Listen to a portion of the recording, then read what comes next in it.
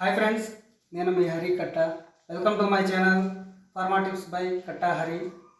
ఈరోజు మనం హెచ్పిఎల్సిలో system suitability and its importance, అదేవిధంగా సిస్టమ్ సూటబిలిటీ పారామీటర్స్ గురించి ఈరోజు మనం నేర్చుకుందాం. First system suitability. System suitability అంటే ఏంటి అంటే, మనం ఏదైనా ఒక మెథడ్ చేసేటప్పుడు ఆ మెథడ్ ద్వారా ఒక శాంపిల్ అనాలిసిస్ చేసేటప్పుడు మనం తీసుకున్న సిస్టమ్ కరెక్ట్గా వర్క్ చేస్తుందా లేదా అనేది తెలుసుకోవడానికి మనం సిస్టమ్ సూటబిలిటీ అనేది మనం రన్ చేయాల్సి ఉంటుంది. Why system suitability needs? Use of system suitability is whatever the system we're using that is in good condition or not first. And what is the column we're using, ఏదైతే మనం కాలం use చేస్తున్నామో దాని efficiency కరెక్ట్గా ఉందా లేదా. దాని efficiency కరెక్ట్గా ఉంటేనే మన అనాలిసిస్ అనేది కరెక్ట్గా వస్తుంది.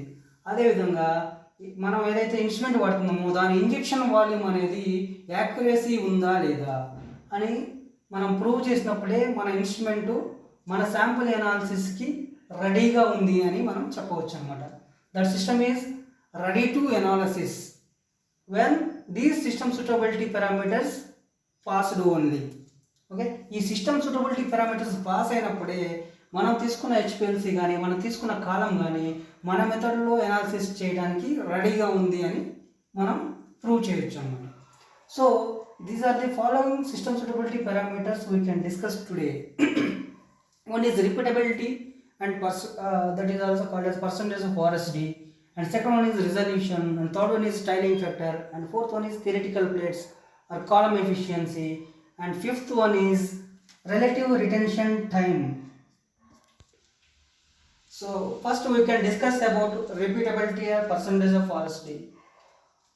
ఒక స్టాండర్డ్ని మనం యాజ్ పర్ మోనోగ్రాఫ్ ప్రకారం 0.5 MgM కాన్సన్ట్రేషన్ ఉందనుకోండి, ఆ కాన్సన్ట్రేషన్ మనం ప్రిపేర్ చేసి ఆ సేమ్ కాన్సన్ట్రేషన్ సొల్యూషన్ని సేమ్ ఇంజెక్షన్ వాడి 6 times ఇంజెక్ట్ చేసి ఆ వచ్చినటువంటి ఏరియాస్ని మనం యావరేజ్ చేసి, ఓకే, సరాసరి అంటాం, యావరేజ్ చేసి దానికి స్టాండర్డ్ డీవియేషన్ పెడతాం అనమాట. ఇది ఫార్ములా స్టాండర్డ్ డీవియేషన్. ఈ స్టాండర్డ్ డీవియేషన్ చేసిన తర్వాత మనం పర్సంటేజ్ ఆఫ్ ఆర్ఎస్డి అనేది క్యాలిక్యులేట్ చేస్తాం అనమాట. Standard deviation into 100 by average are main. Okay, ఇది అనేది లిమిట్ ఆఫ్ అంటే నంబర్ ఆఫ్ ఇంజెక్షన్స్ మీద ఆధారపడి ఉంటుంది దీని స్పెసిఫికేషన్ అనేది. ఫర్ ఎగ్జాంపుల్ మనం హై కాన్సన్ట్రేషన్ ఎస్ఏకి మనం చేస్తున్నట్టయితే యాజ్ పర్ యూఎస్పి ఫార్మకోపియా ప్రకారం 5 ఇంజెక్షన్స్కి పర్సంటేజ్ ఆఫ్ ఆర్ఎస్డి అనేది 0.73 ఉండాలి. 6 ఇంజెక్షన్స్కి అయితే 1% ఉండాలన్నమాట. అదే మనం లో డైల్యూటెడ్ స్టాండర్డ్స్ కానీ మనం వాడినట్లయితే 10 ppm సొల్యూషన్స్ లేకపోతే శాంపిల్ కాన్సన్ట్రేషన్ నుంచి 1% స్టాండర్డ్ వాడినట్టయితే వాటికి 6 ఇంజెక్షన్స్కి 5% అనేది లిమిట్ ఉంటుంది అనమాట. So this is about repeatability. అంటే దీంట్లో మనం ఏం చెప్తామంటే దాని ఇంజెక్షన్ వాల్యూమ్ యాక్యురసీ కరెక్ట్గా ఉందా లేదా అనేది తెలుస్తుంది అనమాట. పర్సంటేజ్ ఆఫ్ ఆర్ఎస్డి మనకి లిమిట్లో ఉంటే మన ఇంజెక్షన్ యాక్యురసీ అనేది కరెక్ట్గా ఉంటుంది అనమాట. So this is about repeatability or percentage of RSD. Second one is tailing factor. మనం టైలింగ్ ఫ్యాక్టర్కి ఒక ఫార్ములా ఉంది. Width at 5% height by 2 into F. ఇక్కడ విడ్త్ అంటే ఏదైనా ఒక పీక్ చూసినట్లయితే మనం అట్ 5% హైట్ దగ్గర దాని యొక్క విడ్త్, ఈ పీక్ యొక్క విడ్త్ అనేది W అనమాట. ఈ 5% హైట్ నుంచి పీక్ టాప్ వరకు ఉన్నటువంటి ఈ విడ్త్ని ఎఫ్ అంటాం అనమాట. Okay, at major part of the peak from 5% height to, ఇది ఎఫ్ అనమాట. So W width of the peak by 2 into F. This is the formula for calculating the tiling factor. Okay, ఇది 1 కంటే above ఉందనుకోండి దాన్ని మనం tiling అంటాం. 1 కంటే below ఉందనుకోండి ఫ్రంటింగ్ అంటాం అనమాట. ఈ వాల్యూ అనేది 1 కంటే ఎబవ్ ఉంటే టైలింగ్ అంటాము, 1 కంటే బిలో ఉంటే మనం ఫ్రంటింగ్ అంటాము. అయితే ఫ్రంటింగ్ పీక్ ఎలా ఉంటుందో మనం ఒకసారి చూద్దాం. అయితే మనం టైలింగ్ అని చూసినట్టయితే second part of the peak అనేది ఎక్కువ ఉంటుంది అనమాట. అదే ఫ్రంటింగ్లో కానీ చూసినట్టయితే ఫస్ట్ హాఫ్ విడ్త్ అనేది ఎక్కువ ఉంటుంది అనమాట. ఇది ఫ్రంటింగ్. ఓకే, టైలింగ్లో చూసినట్టయితే సెకండ్ పార్ట్ టైల్ పార్ట్ అనేది చాలా బ్రాడ్గా ఉంటుంది అనమాట. ఫ్రంట్ పార్ట్ అనేది చాలా బ్రాడ్గా ఉంటుంది when compare to the tailing. This is the difference between tailing peak, fronting peak. Okay, as per USP tailing factor అనేది నాట్ మోర్ దెన్ 2 అనమాట. 2 కంటే ఎక్కువ ఉండకూడదు. ఓకే, 2 కంటే ఎక్కువ ఉందంటే మనం క్రైటీరియా అనేది ఫెయిల్ అవుతున్నట్టు. Okay, this is about tiling factor. This tiling factor formula is W at 5% height by 2 into F. Here F is W is the width of the peak at 5% and F is the at 5% height width from 5% height to maximum peak top of the peak is called F. This is the formula for the tiling. For tiling, the acceptance criteria is not more than 2. And next one is resolution. Resolution is the separation distance between the two adjacent peaks is called resolution. For example, these two peaks, the separation distance between these two peaks is called resolution. Okay, we have a formula for calculating the resolution. 2 into RT2 minus RT1 by W1 plus W2. Here RT1 is the retention time of the first peak, RT2 is the retention time of the second peak, and W1, W2 are the peak width that మనం ఇక్కడ top నుంచి 2 tangential తీసుకున్న తర్వాత ఆ 2 tangential మధ్య ఉన్న విడ్త్నే W1 అంటాము for the first peak, and second peak tangential width ఉంది ఏదైతే ఉందో దాన్ని W2 అంటాం అన్నమాట. ఈ 2 into RT2 minus retention time of first peak by width of the first peak at tangential position and width of the second peak at tangential position. By using these values, we can calculate the resolution between the two peaks. Okay, this acceptance criteria for the resolution is the difference between the two adjacent peaks retention time should be not less than 2. This is a specification for the resolution. ఈ 2 కంటే తక్కువ వస్తే మన resolution అనేది fail అయినట్టు అనమాట. So we cannot able to do the analysis or we cannot able to perform the analysis with failing of resolution parameter. So always should be not less than 2 కంటే ఎక్కువ ఉన్నది రెజల్యూషన్ అనేది. Okay, fourth one is column efficiency or number of theoretical plates.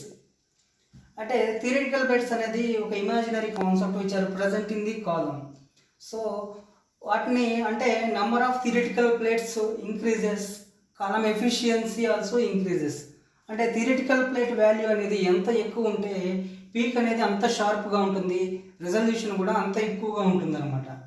So we have a formula to calculating the column efficiency. Total number of theoretical plates, capital N. Okay, 16 RT whole square by W whole square. RT is the retention time of the peak and width is the W is the width of the peak. 16 into RT whole square by W whole square. ఇది ఒక formula.